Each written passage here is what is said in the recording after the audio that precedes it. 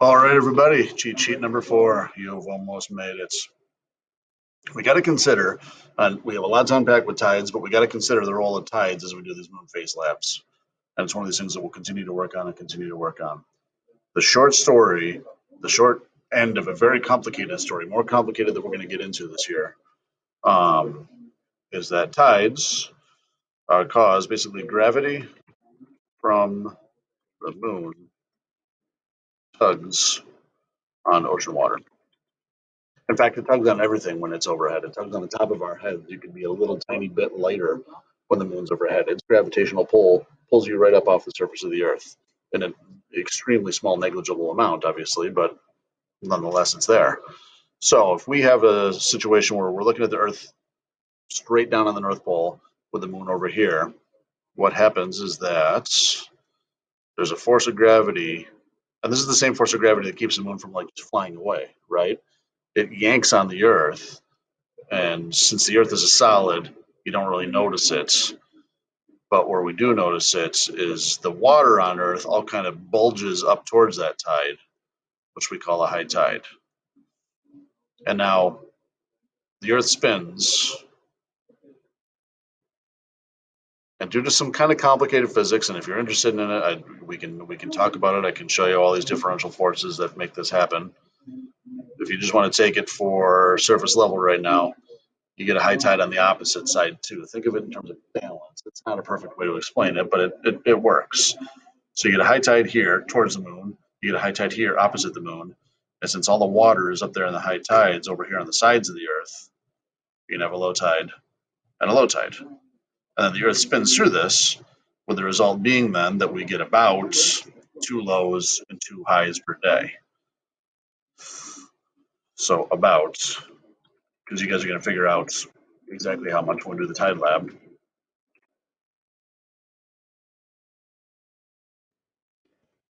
It actually takes a tiny bit longer. And again, because the moon and the sun and all of that is moving at the same time. Well, the sun's staying still, but we're moving. The moon's moving around us, so we get about that much. All right. So what else can happen? Now, some interesting things happen in some specific phases.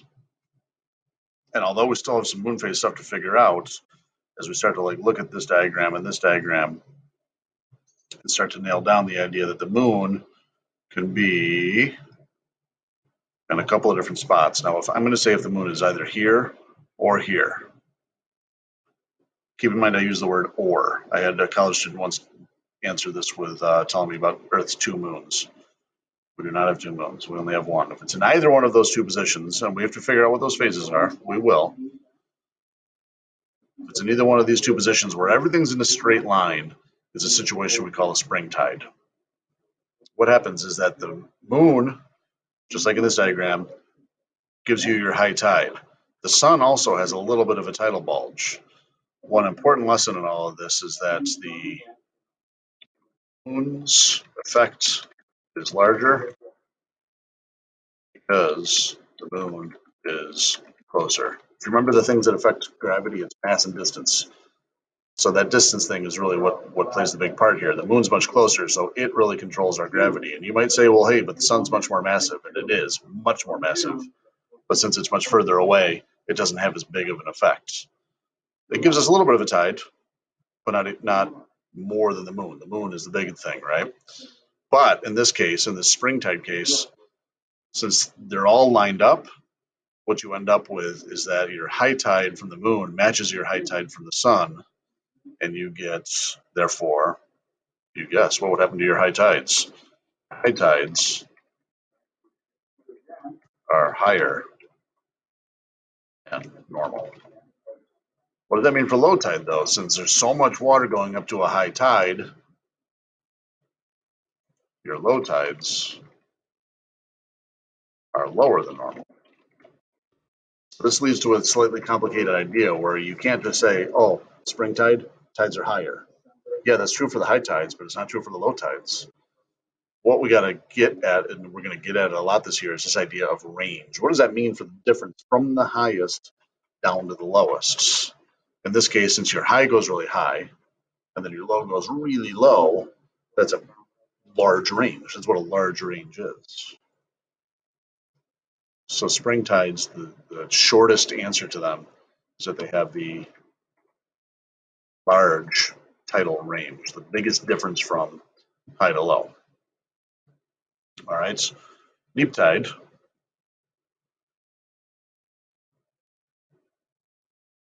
is when basically the opposite situation. If the moon is either here or here, what happens is that the moon's gravity, which again gives us our high tides, pulls that way. The sun's gravity, which gives us somewhat of a tide, just not as much because it's further away, excuse me, pulls exactly opposite that. So when the moon is in either this position or this position, one of those two, we have a neap tide. And what that means is that your high tide for the moon, the high tide for the sun is fighting it. So your high tide doesn't have as much available water. So your high tides, that's how I spell it.